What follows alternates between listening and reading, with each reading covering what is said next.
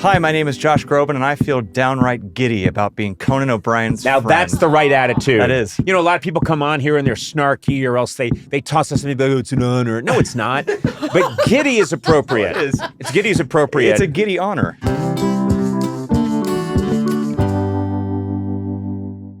Hey there, welcome to Conan O'Brien Needs a Friend. Sitting here with Sona Movsesian, Matt Gourley. Hi. And Sona and I are just back from Morocco. Oh, that's funny. I didn't see you guys there. Oh, really? Were you there? Yeah. I'm just there on my own. Yeah. Wandering around? Yeah. That makes sense.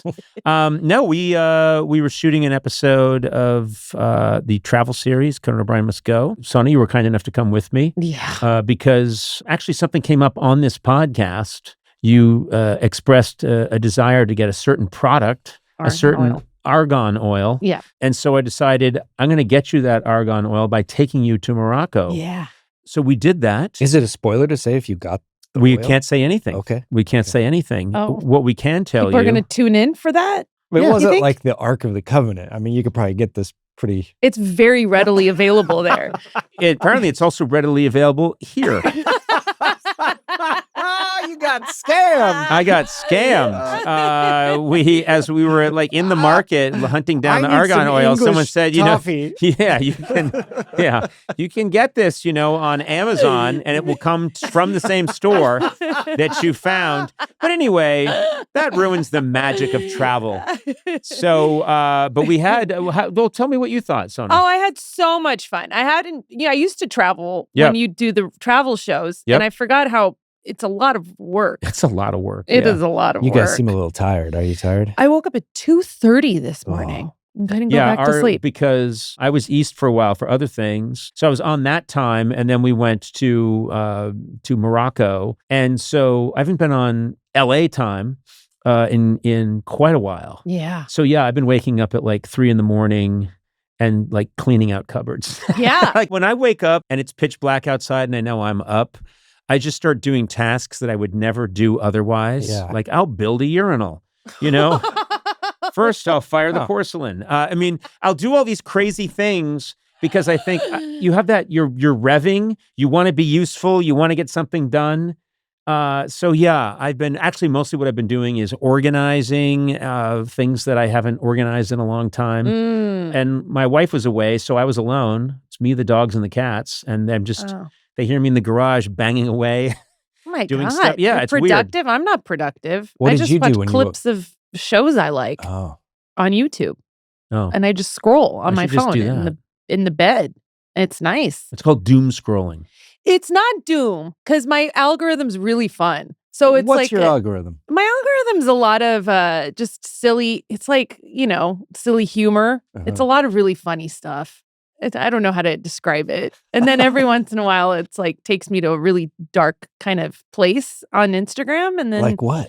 I don't know. There's just like What's dark for you? I don't know. Sometimes I'm just like, how did this end up here? I can't think of. This would be I'm a real good example if you had an example. It would be a good time. so good if I had an example. Is it like for street you. fights, that kind of thing? I get a lot of fights. I Yes. do get a You lot do? of fights, a lot of brawls and fights, and I love. That's your them. love language. I love them. I know, and they make me. They fire me up. Like they get me really intense. Like I don't know if you guys get that same.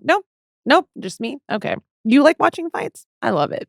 Sometimes I revisit fights. I saw a like. clip recently that's been going around. This clip's been going around of, which is sort of tangential to this, but this clip's been going around that they unveiled this robot. It's one of these really impressive, latest model robots, and it's coming out. It's doing all these cool moves and spinning and stuff like that, and all these families are around watching it, like applauding. And then it spins around and it kicks this little kid really hard in the stomach. And the kid doubles over and then kind of collapses. And I think the kid's okay. I hope the kid's okay. Is this real? I'm pretty sure it's real. And then the robot sort of stands up and then just starts to step back, retreat. And I've thought, does that robot feel shame? Is it possible it feels shame? Man. And because I'm a human, I was reading that robot just must feel so much shame right now. And then I realized it doesn't. No, it doesn't. There's no way the robot's like, That's I fucked darker up. than the street fights. I know, but we don't Did want you it see to this? feel shame. Robot kicks Yeah. boy in the stomach. It came up, yeah. Is I it don't real? want to see this. Yeah. No, it's not. The kid's okay. And I think the kid might have needed a kicking. You never know. I don't want to bum people out, but I think it's okay. I know it's not funny, right? Oh my Look, God. so here's the guy. He's like, ha, ha, ha, ha, boink. Oh, no. Jesus. Oh no, that's awful. Okay, and look at the robots like, Oh, no. boy. Must destroy it to save oneself. Yeah. Oh my God. So anyway, Oh my God. that now- kid is Oh. standing out a little too far. what's that? That kid Victim is blaming. Oh, so it's asked the kid's for fault. it. Yeah, he asked for Well, it. you said he had it coming. You're victim blaming. Yeah, You guys' algorithms turning you guys into monsters. I said, go robot. That was my comment that I wrote in. Oh no, he shouldn't be standing. Do you remember when we were? I don't know if we should mention this. When we were in Armenia, Probably and not. there was a guy doing donuts. Yes. and there was a perimeter of people We're, around. and first he of all, was, let me paint the picture. We're in Yerevan, Yes. capital of Armenia. And we're there for 5 minutes when we hear all this noise and excitement, and we go to this big square where all these people are packed around watching. And there's a guy in the middle who's accelerating really fast in a car doing donuts, and everyone's just, it doesn't seem like an official performance. I think a guy was just doing donuts, and everyone came to watch the guy do donuts because so. it's 1 o'clock and it's time for donuts. And but there's no barrier between the Yeah. people and the car. And the Yeah. guy doesn't really, he's not a professional. He doesn't No. know what he's doing. Mm-mm. And then at one point he swings around and I think he hit a bunch of people. He hit people I think with they were his okay. car. I think they were okay. And- Yeah. And I don't think people, here everyone would be like, okay, get everyone's number and everyone's going to sue everyone. They're just like, that's what happens. Shake it off. Yeah. We're good. Get Yeah. back around the perimeter. Yeah. Get back to donuts. It was Yeah. crazy. Yeah. It didn't make the show that we were shooting. Oh, no? No. You didn't open it with that? We are opening with the robot kicking the Chinese boy. I'm going to put that at the top of the show. Well, what was your reaction to that? I mean, I don't know. First of all, I saw that thing. It got sent to me. I don't know if they thought, Conan's going to love, Instagram thought Conan's going to love a Chinese robot kicking a kid in the stomach, which I don't endorse. But now that you've probably watched it more than once, it's going to think that's what you want is robots kicking kids. Yeah. Well, I can. I guess I'll just have to. I made my bed and I have to lie in it.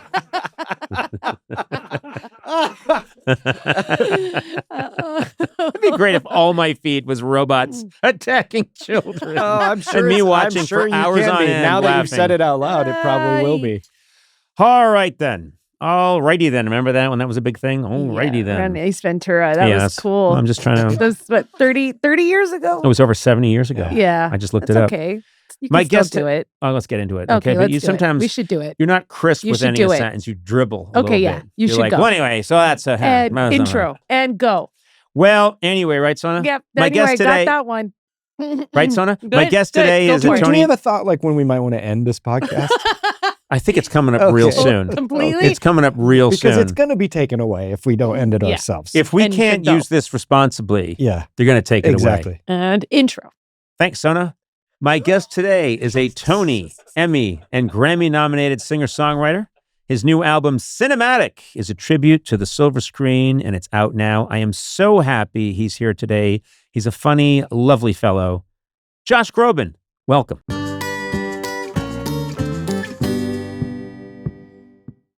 Josh, I am so thrilled you're here. Conan, it's my We pleasure. have had a connection over the years Yes. because as a very young man, you came on my late night show. I did. And I thought, this kid is very talented, but also really funny. Oh, man. And you were sweet. And I thought, I don't think he's going to make it, but wouldn't it be nice if he did? And I think remember I said that to you. It's what you led with. Yeah.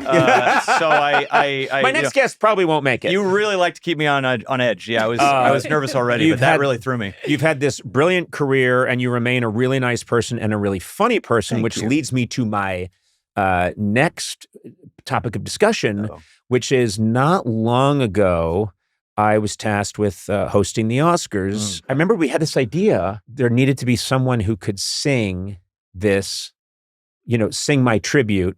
And immediately, I think two of us at the same time said, wouldn't it be great if Josh Groban would do it? And I remembered having the thought, oh my God, Josh Groban, if he doesn't do it, I don't know that we can do this piece because that's the best person to do it. And I know that whoever, if you weren't available, because we knew that you were touring. Yeah, who was the second choice? This is not going to make you happy, but it was comedian Patton Oswalt. Oh, Patton.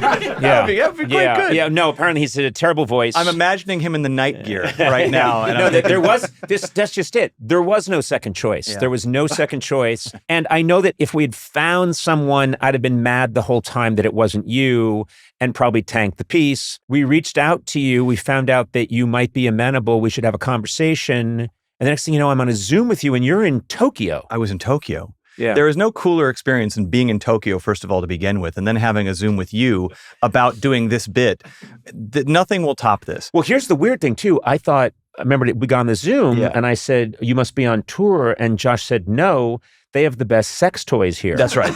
Yeah. And this is where I like to shop for my sex toys. And then for 20 minutes, you were showing me these. I had a bag. I had two Trader Joe's bags full of dildos and suction cups and tassels. No. Let me continue. No, it was really light tourism for me. Yeah. And the thing is, no one builds shit like the Japanese. True. But you kept turning them on, and they were like, blah, blah, blah, blah, they had gang, lights. gang, gang, gang. A lot of robotics. Yeah, a lot of robotics. Yeah. And one of them had a song similar to the one you wanted me to sing. It was so I kind of said it like this. So the next thing you know, we're rehearsing. You killed it. We do it at the Oscars. You were great. And then here's a weird thing about show business. You killed it, and people really liked the piece, and people were so happy that suddenly you're there. I love anyone who's legitimizing a completely illegitimate piece of comedy.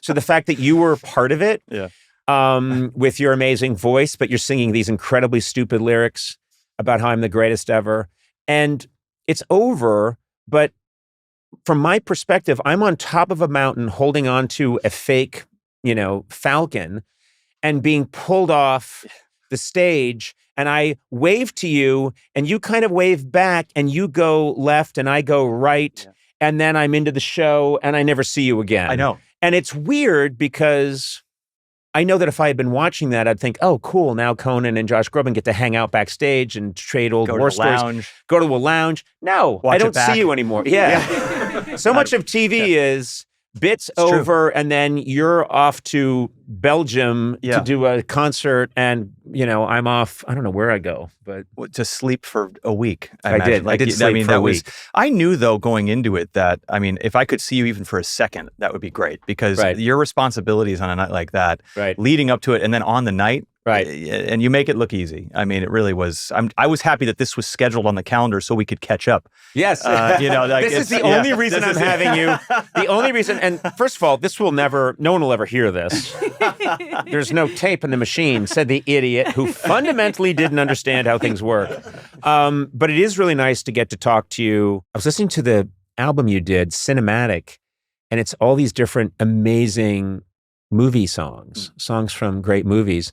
And I was listening to you sing the Godfather theme, and it has lyrics in Sicilian. That's right. And I didn't realize that the Godfather had lyrics, the Godfather theme. Me neither. And I was like, this is amazing. Mm-hmm. And I translated the lyrics. I used iTranslate. And it's just going over the plot of The Godfather. That's right. It was before The Godfather it came out? No. It came out at the same time as The Godfather. Oh, okay. And no, but the lyrics are not imaginative. It sounds like such a beautiful song, but all the lyrics are, you shouldn't let your wife in Italy start the car. She will blow up and her body will go real far. Never sit with your back to a window. Enjoy the clams. Enjoy the clams. Yeah. Incredible. Just really, really getting into the nitty gritty. Really, it is. Yeah. There's going to be a sequel and you'll see it's pretty good. Watch number 1 and 2, but 3 maybe, well, it's understood.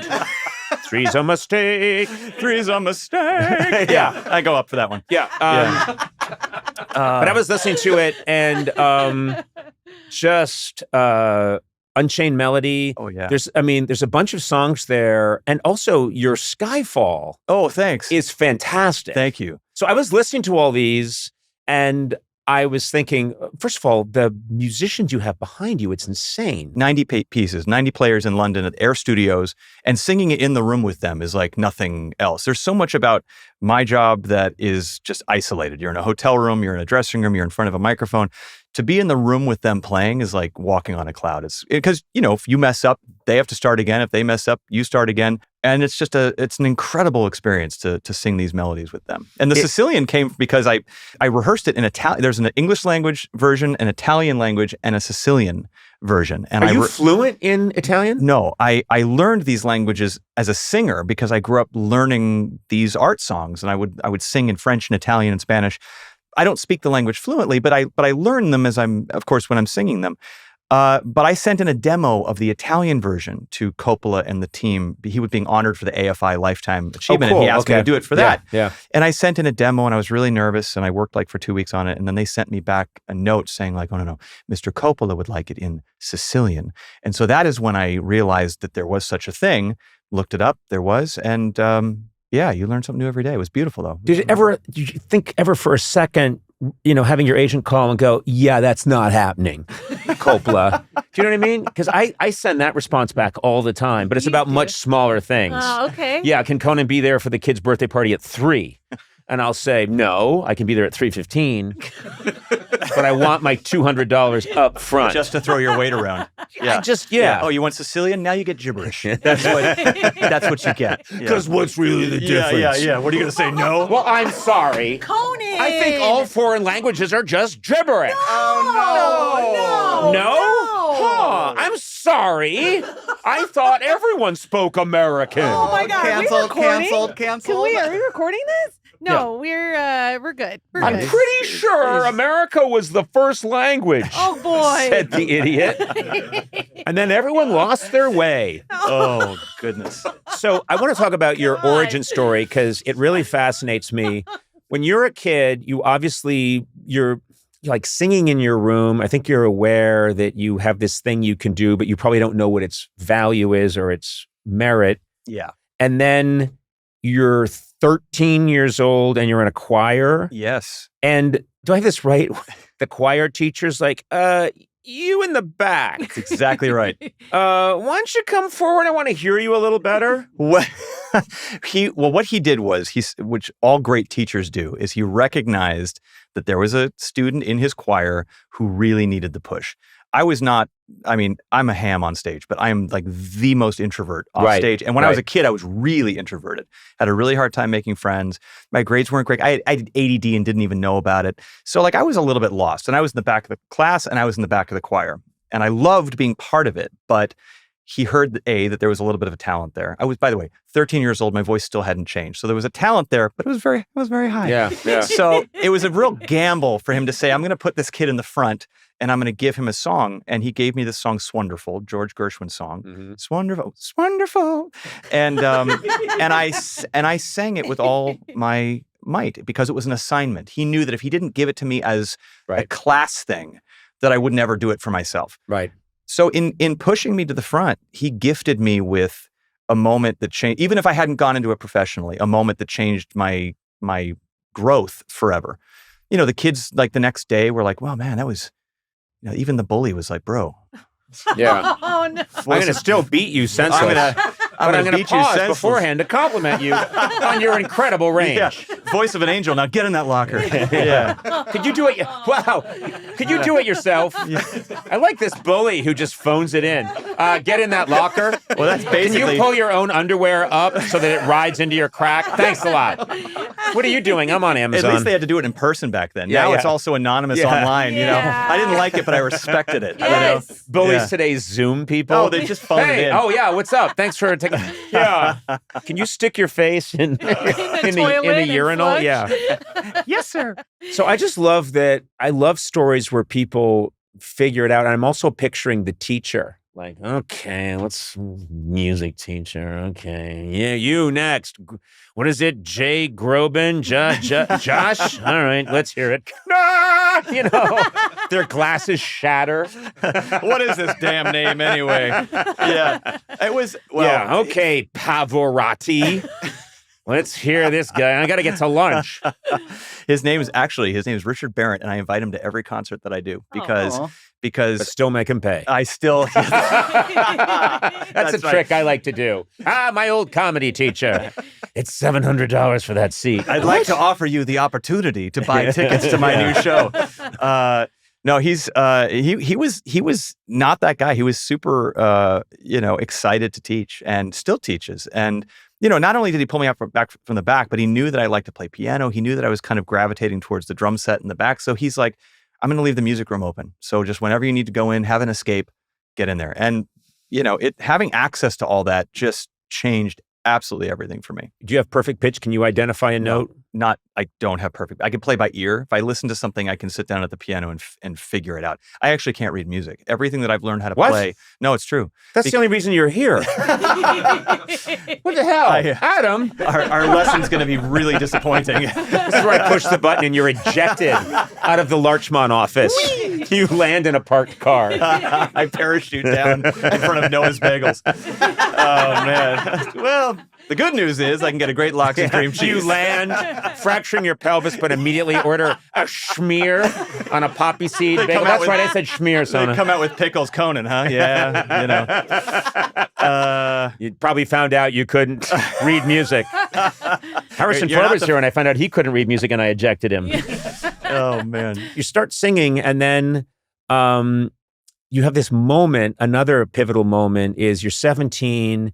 Someone introduces you to David Foster, a famous producer, arranger, and he asks you to do this thing at the Grammys. It's like you were a kid. It was so close together, like that. The shy 13-year-old whose voice was on the brink of changing was 13. And then the call came in when I was 16. Right. So the time period between absolutely having no clue, wearing this coat that was so big on me, and getting this call to be part of something that was very what was it? It was something level.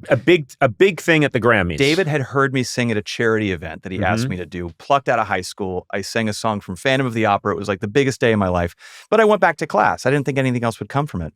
So when he called me and he said, I'm at the Grammys, I've written this song. It's called The Prayer. It's for Céline Dion and Andrea Bocelli. And Bocelli is stuck on a tarmac in Germany. He can't be here in time for the rehearsals. Would you step in and would you sing this for Céline with Céline until he shows up? Do you mind? Now that's just insane. What? And I, being an idiot, I mean, really, 16 years old, I did not have stars in my eyes to be a solo artist. I was like, I wanted to go to theater camp. I wanted to worship the throne of Sondheim, and I wanted to that's what I wanted to do. So the idea of like the music business, being a singer with those kinds of people, I was only thinking, can I do this well or not? And even though I was the hugest fan of Céline, I said to him, I don't think I'm the right person for this gig. I was so insecure. And Andrea Bocelli is like one of the great tenors of all time. And I was very much like living in my baritone world. I was not singing those very high notes. And so I said, I think you can do better. I said, thank you so much for asking me. I'm really honored, but I think you can do better. And my mom yelled at me from downstairs. I was, of course, still living at home. And she said, who is that? And I said, oh, that was David Foster. Oh, what did he want? Well, it's this Grammy rehearsal, as it happens, and Céline Dion is there, and Bocelli isn't. And he asked me to come and sing.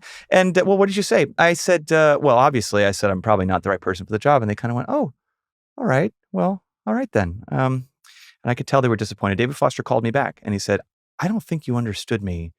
Get your ass to the Shrine Auditorium. Nobody had turned him down before. Right. So he said, get over here. He barely gave me a pass. My dad shows up with me at the side door. Security's like, who are you? I said, I'm here to sing with Céline Dion. Yeah. Hi, I'm 17. Yeah. I'm going to sing with Céline. And this is my dad. Yeah. And we're here for Céline Dion.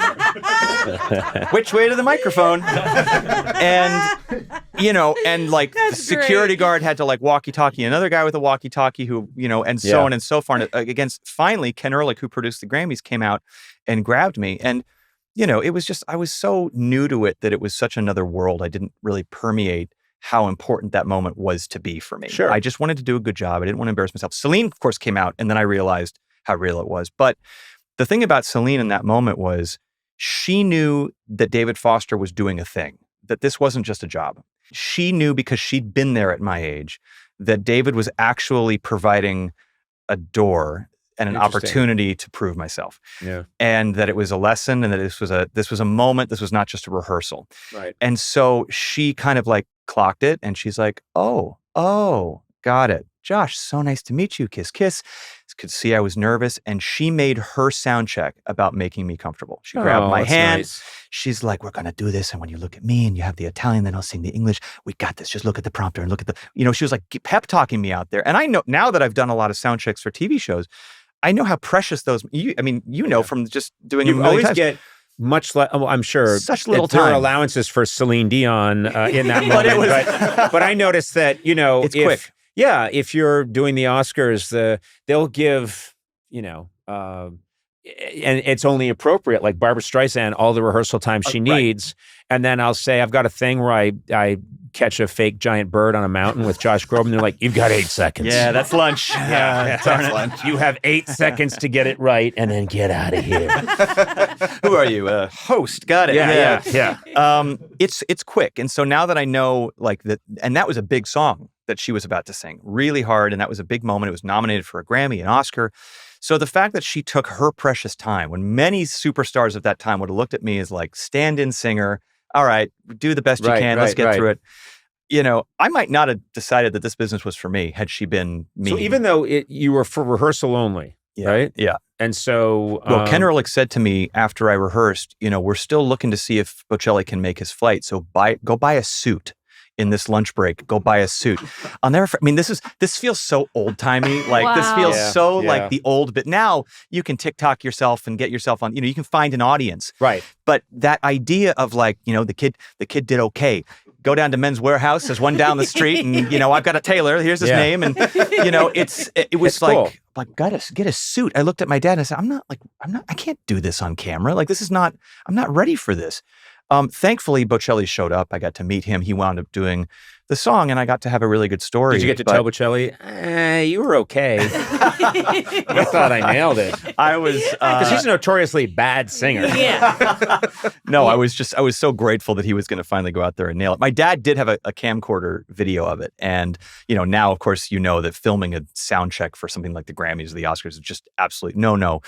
And Céline saw that he was filming, and the security said, "You can't do that." And she said, "No, let him film that." Oh, so that was, it just was. Best. She was the absolute best that day, and so but then 10 years later, I got to sing that song on the Grammys with Bocelli. So we had like a kind of a full circle, and I've sung it with Céline a few times since then. So it was it's wild how those things. Do you remember your 16-year-old get a suit moment?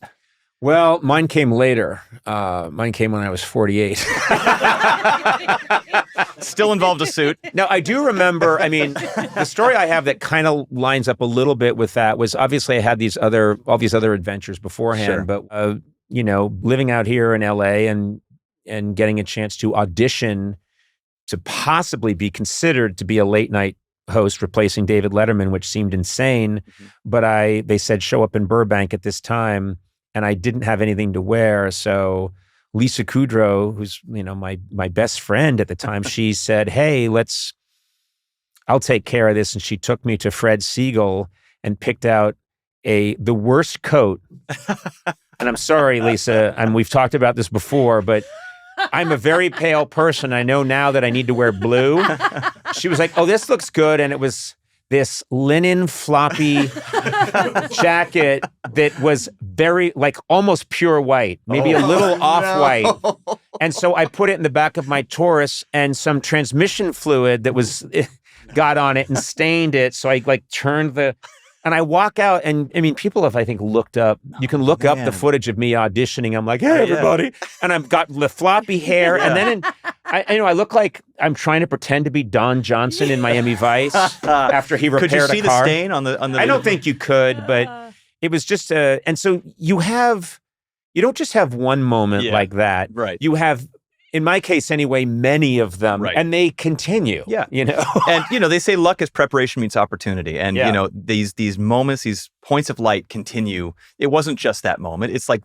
I can think of that was a tent pole of a moment that I didn't know then, but the domino effect happened after that. Now, most people, not most, but I'll say many, many people in your situation, that's where the self-medication starts. That's where alcohol, drugs, people get into that kind of behavior for a reason, because they feel like a lobster that's been shelled but is alive, and everything's literally too raw.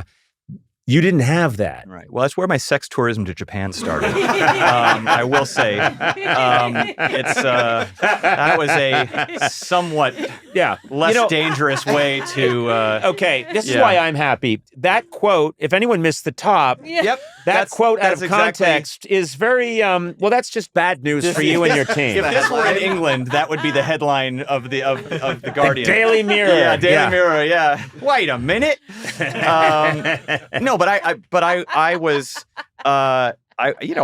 all the stuff. I had anxiety. I had depression. I had, I had certain medications. But you knew that you couldn't drink because of your voice. Right. So the pressure of needing to sound really good out there, I think, kept me from getting into dangerous territory, because ultimately the feeling of not doing great out there was worse than how good any of that stuff might feel in the interim. But can I just say, heroin would not have affected your voice? Well, no. Does it affect your voice? Because if not, this is something we should explore. Yeah, no. You should not advocate for heroin. Is that what you're doing? Well, I'm just saying. Okay. I'm a little shocked that wasn't proposed to you by your team. Just to take the edge off. My team, Adam Sachs over there, is constantly saying, I don't think your comedy timing would be hurt by some of these, like a fentanyl or something. And I'm like, wow. I'm telling you, Adam, there's not a day that goes by. Adam, what the fuck? Why? Come on. Oh, he's not going on mic now. The mic is staying so far away from him. He just took the mic and dug a hole and buried it. No, I'm very glad you didn't get any of those drugs, which, by the way, I think are very bad. Oh, good. I fixed it. Yeah, you did. You fixed it. My genre of music, though, was not like, I did not have that crew around me. Yeah. Like, it was, What about your roadies? Yeah, it's like, hey, man, you got to bump a line. Man, hey, man, your Ave Maria was really killer, but hey, you seem a little tense. Yeah. I was with Van Halen, but now, Groban, this is what I think you should do. Yeah. Musical theater's fine, but heroin's better. It's like an episode of, like, remember Cop Rock? Sure, I remember Cop Rock. Everything I relate back to Cop Rock, just everything's a musical. I imagine like a guy in a trench coat going, you sang the high note, but here's some meth. Yeah. I did not have that singing guy in the trench coat, like, after my classical scales, saying, like, It's fascinating to me that, I'm glad you brought this up, because I have gone, no, we're going to get off the drugs, but more specifically into musical theater, and musicals that I've always, to this day, I can never reconcile. I couldn't as a kid, and I can't now as an old man. I can't reconcile what do you think we ought to do? I don't know. It's kind of tricky. Yeah, sure. But maybe we should. I'm always like, what the hell happened? What is it? Takes you out of it. Yeah. And I'm always. I would love to be in a musical where someone does that and other people are what are you doing? Yeah, record scratch. Yeah, exactly. Yeah. But there's two camps of people. There's those that just think it's absolutely ridiculous and don't get it at all. You, perhaps Chalamet. I'm not putting you both in the same. I'm with one of the Kardashians as well. Why is that clown singing a high note? Ridiculous. And then those that are totally swept away. I was one of those kids that was totally swept away by it. And the combination of music and story, and that you could break into a song, and that the singing of that song would somehow tap into some deeper way of expressing the story. Yes. Yeah. I suspended that disbelief. I do make an exception for the Music Man, and I'm obsessed with the You Got Trouble song, and I feel like I was put on this earth to do that, and someday in my life I need to do it, because I and I wrote a Simpsons episode about it, and it's just something that I just. And then later was asked, because I know you've worked with the Hollywood Men's Gay Choir. Yes, that's right. Gay Men's Chorus of Los Angeles. That's right. Gay Men's Chorus. And what did I say? You butchered the name of it. The Hollywood Gay. The Hollywood Foreign Choir. What did you do? Yeah. I think believe me, I've worked with them, and their name is the Gay Hollywood. That's right. Choir that men frequent. That's what it's called. Frequent. And guys, hello. But I got to work with them speaking directly to them. I know, that's your There you camera. go. You go look it right in the Hey, camera. Hollywood. Hey, guys. Hello, it's me. Yeah. David, I'm an ally. I'm so out of You're control. unstoppable. What do I say to you every day? He called me once. He'll always just text me ally. And once I was in the car with my boyfriend, and he called me because he knew we were in the car, and I answered, and he just screams ally. What's wrong Because with you? then I can say later on, I went on record. Okay. I'm just, I need to be stopped. I'm an ass. But I performed the not the Trouble song, the Monorail song, which was my version of it at the Hollywood Bowl for this Simpsons anniversary, which was classic. One of my all-time favorite moments in show business.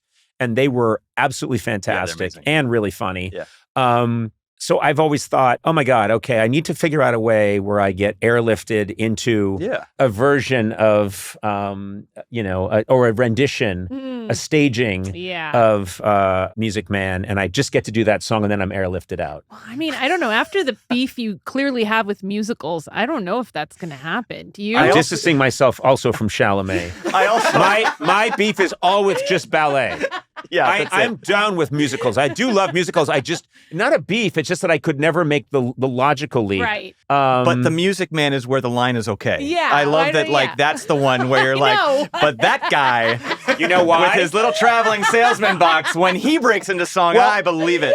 You know why? Why? Because it's that Rex Harrison thing of he's kind of talk singing. Ah, okay. Now listen, my friend, it's all that kind of thing that makes more sense to me because I often start talking to people in that musical rhythm and yelling at them. do? I mean, I do. Yeah. You could see why I would want to do a song where it's like, now gather around, everyone, and I'll tell you what you have to know. Right. Oh, you got that, as opposed to, I wish to have a mayonnaise sandwich.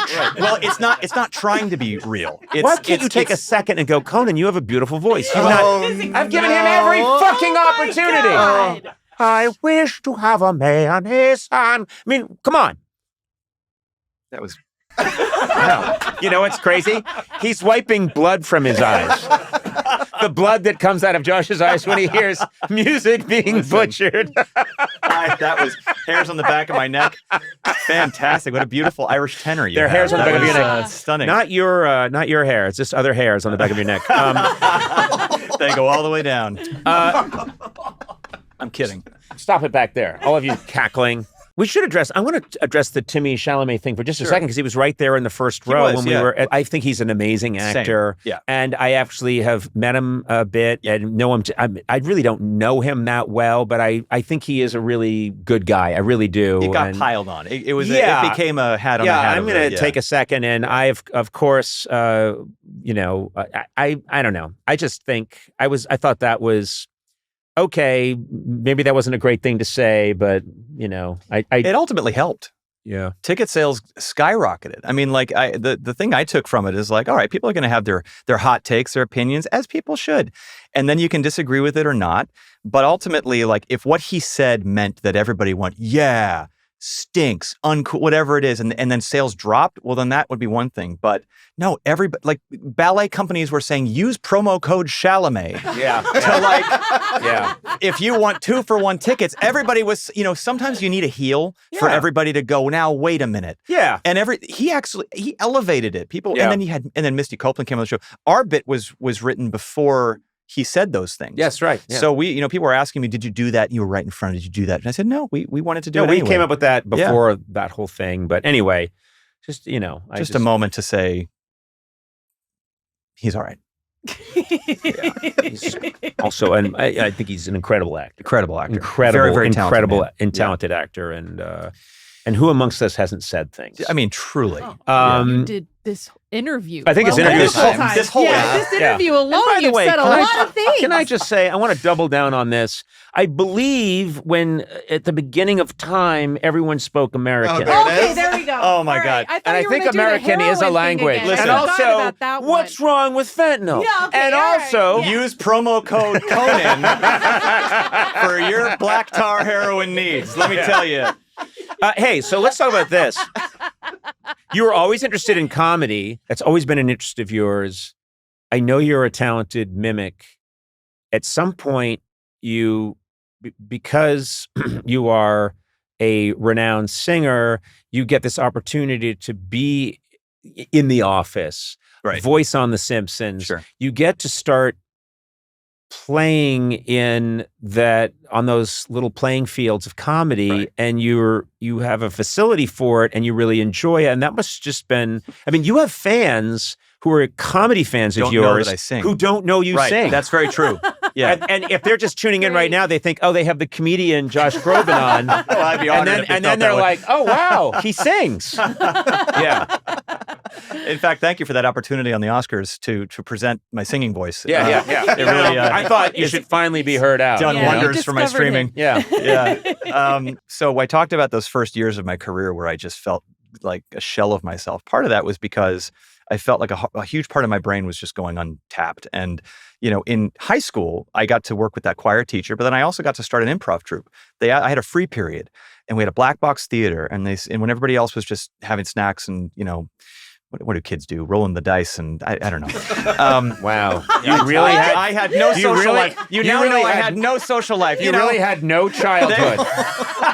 When you... they were trading cards. You run down the street in your buckled shoes. Smoking cloves, and, I don't know what they were doing. You had like one of those rims that goes down the street. That's it. I was playing hoop and stick all the way home. Hoop and stick, already had a butter churn. And so they said, you got anything you want to do? We got an hour free period. And I asked my theater teacher, I said, can I do improv? I'd taken some classes. This is actually a very funny side quest, is that in the Valley, there's a theater called LA Connection Comedy Theater. That's it, in the Valley. And I was one of the youngest people they had there taking classes there. They now have a very strange painting of me on their wall. If you drive down, I think it's Victory, or one of the streets in Burbank, I think it's next to there's a trophy shop on one side and a gun store on the other. And then there's this improv building, and it's got me and Will Ferrell, who I guess went there, and Matthew Perry's face is on there. But we all look like bizarro versions of ourselves. Any tribute painting of someone is by definition weird. There are the no faces are kind of bent and weird, There are no paintings of me anywhere as a singer. Yeah. But for some reason, LA Connection was like, this guy, improv master, we must have him on there. But improv was like an escape for me. So I started there. And then, for the vast majority of the beginning of my career, the label and everybody else was like, you have to be the guy who's on the billboard all the time. You cannot stray from the brand of singing these serious songs and being the serious guy on the pedestal, because people are getting an emotion from the songs and you don't want to ruin that. Honestly, it started with Kimmel. He gave me, he said, because I wasn't getting couch time, and you giving me couch time, like being allowed to talk and show my personality was not something as a singer you normally get to do. Right. Kimmel said, we've got a panda that is not mating right now. I think it's Ling Ling the panda. Yeah. Would you do a skit where you sing a ballad trying to make the pandas horny? Right. And I was like, here we go, and away we go. And so that was the first thing. Did it work? That's the only important thing. Yes, there's a little Josh the panda. No, there was, I think that worked. I don't know. But then he had me back to sing Kanye West's tweets. Right. And then he had me back to sing Trump's tweets back when we could laugh. And those were good times. And so and then friends that I knew that did these shows said, we've got a funny little thing, or we want you to play yourself in a bizarro way. Sure. And I just always said yes. I said yes to all of them, because for me, it was my way of just kind of exercising some of that stuff that I felt I wasn't able to be myself. It's freeing. It's fun. So yeah, that's Do you have, this just fascinates me, but let's say you're singing something like, Unchained Melody, or some song that where you have to hit these heights and those notes are coming. Do you ever get in your head about that? Or you just at this point know, I know exactly what to do there, which I'm sure you do, but when you have to take it up several octaves. Yeah, you might be training for a long time. You might technically know that the notes are in your range. Yeah. But it's takes a lot of kind of practice mentally to get yourself to a place where you just decide to say, and it's not because you don't care, but there has to be a certain amount of fuck it. Because if you care that much, oftentimes the mind and the voice are connected, and you're going to get tense. And then the more you say, God, I hope it comes out, the sick thing about it is the more you're going to regret how it came out. I don't know if you're aware of this, but you sometimes say "fuck it" out loud. Oh, did I? No. What I'm saying is, I watched you do the national anthem once. And when it came to Rocket's Red Glare, this was in front of a huge stadium filled with children. It was bad. You said, "Fuck it." And the Rocket's red. And it's like, don't do that. When you're timing the jets, sometimes you have to vamp. And it just, I tried to stretch. You see the camera guy is going, doing this. And it's like, fuck it. All right. I think you should start when you're going to hit a really great, impressive note saying, watch this. Just before you do it. You break out of the song and go, watch this.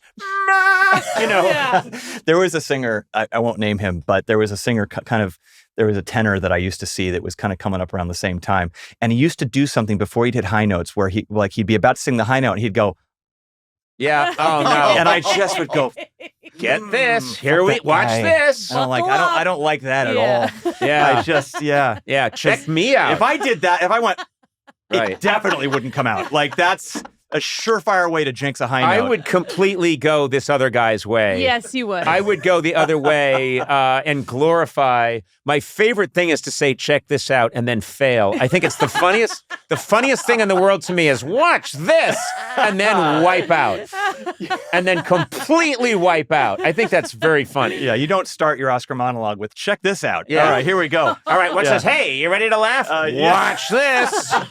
Oh, God. Yeah, did you see that movie so-and-so? Yeah, so-and-so. That would be awful. That's a good joke, by the way. I did have one performance where I was kind of sick. I was with David Foster. By the way, I should preface by saying he's been the most supportive and he's been a great mentor. But there was one time where I think he knew that I should just buckle up and sing the note. And I was being kind of a baby about it. I had a cold and I said to David, this song, please, will you just make sure I don't sing? Can I just not sing the note tonight? Can I sing around it? Yeah, no problem. We get out there, gets up to the note. He's got a mic at the piano, right? And he goes, here comes the money note. Before. And that was a lesson learned. That was like, and by the way, because I was so surprised that he said it, popped right out. Sure. And it was like, it's tough love. Yeah. Oh, what? Yeah. A lot of phlegm got spit out in that moment. Yeah. Batang! Yeah. So you do, okay, there's another question. So I'm driving around listening to cinematic and, the Breakfast at Tiffany's theme. Moon River. That I do with my dad. Which you do with your dad. Yeah. And then it devolves into bickering at one point. It does. Because you apparently left the milk out and it was overnight. Those dishes will never get done. River. There's no duet with me and my dad. Yeah. The fuck it in that one is very faint. Yeah, it comes after the jazzy key change. It's a little off mic. How cool to get to do that with your dad. It's amazing. One of one experience. Yeah. Great musical arranger, Vince Mendoza, gave us that beautiful arrangement. And there was always a moment in the song for an instrumental. And I had great trumpet players that I'd kind of reached out to get feelers. I talked to Wynton Marsalis and Terrence Blanchard, my heroes, to say, hey, I'm doing this song. Would you be interested? And they both said, send me in. And then I said to myself, my favorite trumpet player is also my favorite person. And my dad is turning 80 this summer. He hasn't played the trumpet in any way professionally since the 60s. Right. And I asked him, I said, I know you played Moon River as a kid. If I got you to rehearse, you had 2 weeks notice, do you think you could get the lip? And do you think you could do it? Yeah. And he says, well, let me see. And he unzipped his trumpet, case that had Dizzy Gillespie for president on it. And it was dusty, hadn't been opened since like the 70s. And, every time I'd call the house, I'd say, Mom, how's he doing? I'd be hearing, in the background, going, he's rehearsing. Aww. And I said, how's it going, Dad? He said, good. I actually think I might be able to do this. So Greg Wells, our producer, set it up. I said, look, this is going to be my dad. I want this to be special and we need to have some patience. He hasn't played in a while. So Greg's credit, he said, we got to do this at Sunset Sound, which was Louis Armstrong's favorite studio in LA. And then he called and they said, we actually still have Louis' stool. So if you want, we could set out the stool for your dad to sit on. And we got the old mics he used to record into. And I'm going, this is just turning into not just a song, but like a core memory family moment. Yeah. And, my whole family showed up and my brother and my sister-in-law, my 2-year-old nephew who's walking around and, I got pictures of my dad playing the trumpet for him. And it was just, and he crushed it. He totally crushed it. So I got my musicality from him. He went into business. His mom said, that's no way to make a living. Yeah. And to have a song that is a tribute and a thank you for what he put in my DNA, is just, it's the best. It's the best thing I've ever recorded. My father-in-law is an incredibly talented musician, and great. He can play jazz guitar and that kind of Dixieland style, and he's just, he can play like Django Reinhardt stuff. Great! And he's really terrific, and he would always sit in with other bands and stuff, and he played at our wedding, but he's someone who, that's what was his real love. But he thought, well, I'm married, I'm getting married, and I'm going to have kids, and I must be responsible. So he, worked in insurance. Right. And there's so many people who are great artists. Yep. I think we live in a culture now of, this is my dream and I must do it. And there's so many people who, make decisions that this is what I want. I want a stable income for my family, and they do that. So people like your dad. And he could really wail. We have one recording of a live performance he had in the 60s, and he was, truly phenomenal. Yeah. And, he became an executive recruiter. He's a headhunter. He goes out and finds jobs for people, and he's brilliant at it. And he's got, luckily, I don't have that side of the brain. If I wasn't doing this, I'd be lost. But he has also the businessy. He can focus, really focus, and he can do that. And he's great at it. But for him to watch me do it for a living, my brother's a director, to kind of watch our artistic endeavors blossom, has, I think, been really But also, and you're able to do that because, he was responsible and did what he had to do. Sit down. So cool. That's exactly right. Is that he went into to do what he did to make sure that we were able to say, "Hey, I liked going to the theater. Can I join the theater camp? Can I get an instrument to play myself?" And that is the greatest service he could have ever possibly done for us. Yeah. I think our final message here is, don't pursue your dreams. You know what I mean? Don't. Speak English. Yeah. Do heroin. I call it American. Sorry. Speak American, do heroin, deny your dreams. Deny your dreams. Yeah. I call Old English original American. 1100 AD English to me is like, that was American. And then they made it English. I'm a moron that just doesn't quit. Well, latest album, Cinematic, it's amazing. Thank you, and also, I was thinking, do you ever just drive around and listen to yourself and enjoy it, or is that impossible? There's so much of that happens when you're doing mixes, and you got to make sure you're listening with a critical lens, because you just want to make sure that everything is balanced right. So, yes, you accidentally get chills sometimes, and you say, "Well, I sounded good there. Well, that really sounds great." But you prick. It's true. It's true. Here comes the high note. I'm going to rent you a convertible, and we're going to get a bumped up sound system, and you're going to listen to Cinematic driving around LA, and people are going to see you listening to yourself and pointing at yourself at stoplights. I'm going to point at you. Yeah. Say, what a voice, eh? Yeah. Josh, this has been a real delight. Same here. Thank you so much. You were a teenager, I believe, when I met you, and you were, again, really sweet, really funny, and I thought, and now here you are, and you're an incredibly, incredibly good guy. Thanks, and terrific artist. So glad to know you, and thanks again for your help. Listen, thank you for the opportunity. Thank you for being an inspiration for so many years. You make it look easy. I know how hard it is, and you're just such a beacon of light for so many. So this is the one. I'm gonna stick the landing here with some. Take it.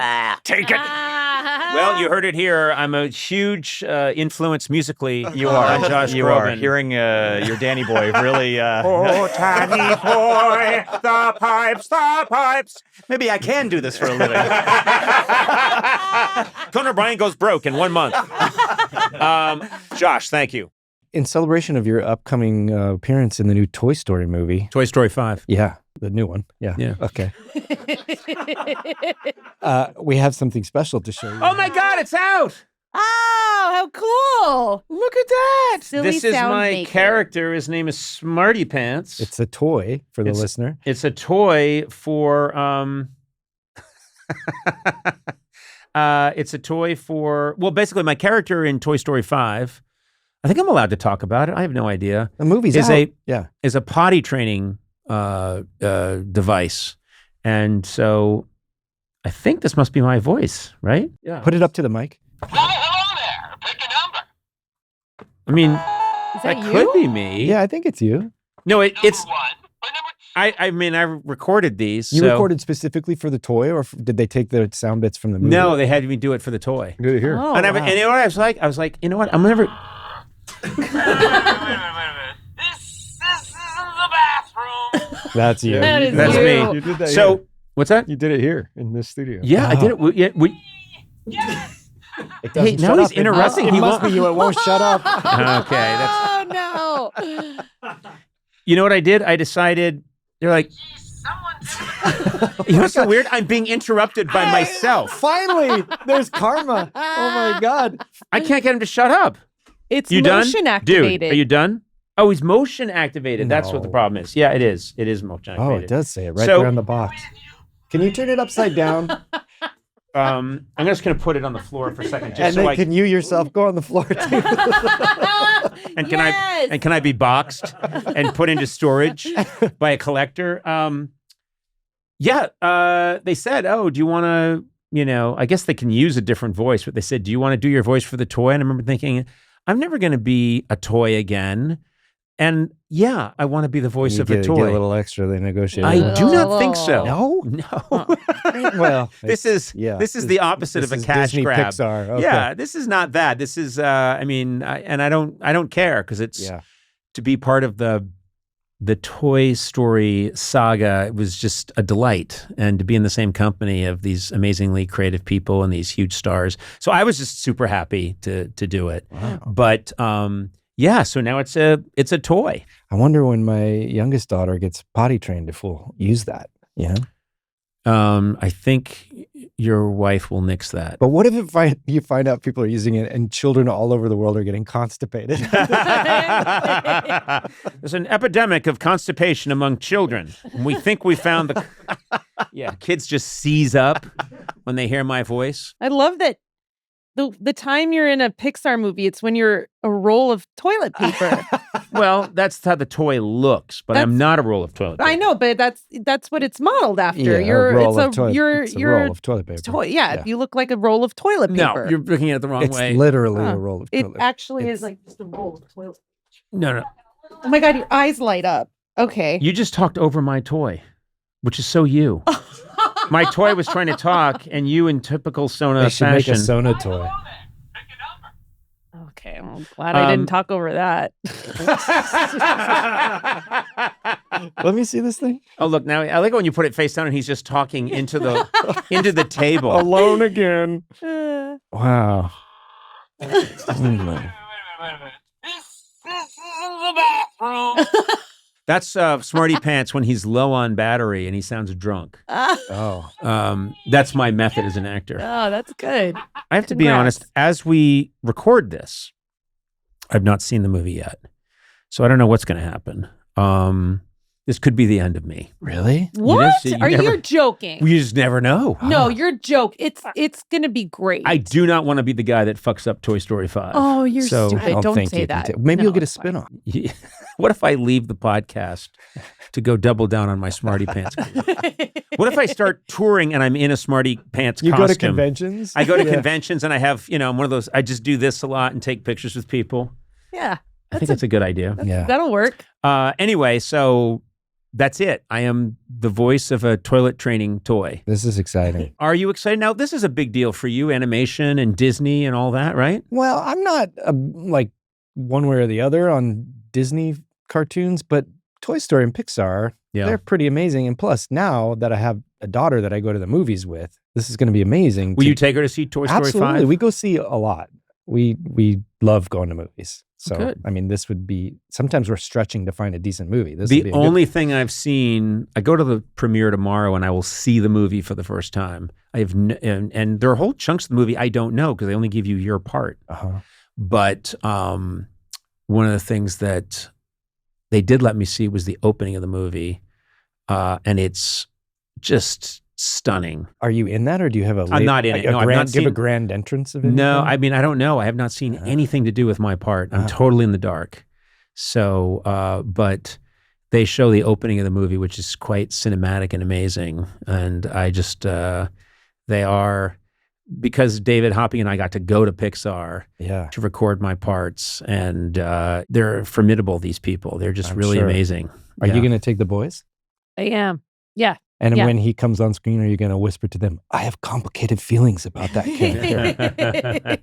I think, no, they know that Uncle Conan's in the next Toy Story movie. They don't know which part I am. They have no idea which part you're in. Just tell them I'm Woody. Oh my God. That's blasphemy. Absolutely not. No way. Do you get to go to Disneyland for free? That's one of the perks of being like a Disney employee. Do you have a badge? No. Oh, okay. So you're not like, you were just like temporarily there if you wanted to go to Disneyland for free or get tickets for somebody who wants to go to Disneyland for free? I think they got what they needed from me. Okay. And I will be, and even if I try to purchase a legitimate ticket to Disneyland, they will probably tell me I can't have it. We floated the idea of the three of us going to Disneyland and recording there. And I think we should do that. I do that, sure. Yeah. I would do that. Yeah. I love Disneyland. I took a date to Disneyland once, years ago. How old were you? I was when I was first living out here. Okay. So it would have been like 1986. 20s. I would have been 23. How was the date? It was a good date. Yeah, it was a great date. It was a good date. Worse. Yeah, it takes a lot of the awkwardness out of it because there's so much to do. Why would there be awkwardness with me? What are you talking about? Did you make her go to like the Hall of Presidents? It gets worse. I took her to the Hall of Presidents and then we stayed because I wanted to see each president talk multiple times. Oh. And then she got upset when I told her, she started to say something. I said, quiet, it's Martin Van Buren coming up. I said, he was the sage of Kinderhook. And she went, what? And I said, old Kinderhook, upstate New York. Martin Van Buren, his lineage they were Dutch. And then I snapped at her and I never saw her again. She left in tears. And then Martin Van Buren looked at me and went, you are a dick, sir. You know so much about Martin Van Buren. He said, you know more about me than I do. And then Martin Van Buren said, she looked hot. And then Lincoln said, sure did. You fucked up, son. And then you cock-blocked yourself, young man. You cock-blocked yourself, and that's hard to do. And then all the presidents just spent like 40 minutes telling me what an absolute... They had a roast? They just went after me. I would watch the Hall of Presidents. And then there was a Kevin Hart robot came out. And he said, I'm not a president, but I want in on this. And then he went after me. And so it was all the presidents and Kevin Hart roasting me for making my girlfriend go see the Hall of Presidents. Anyway, she fled, never to return again. Great. Anyway, Toy Story 5, do it, man.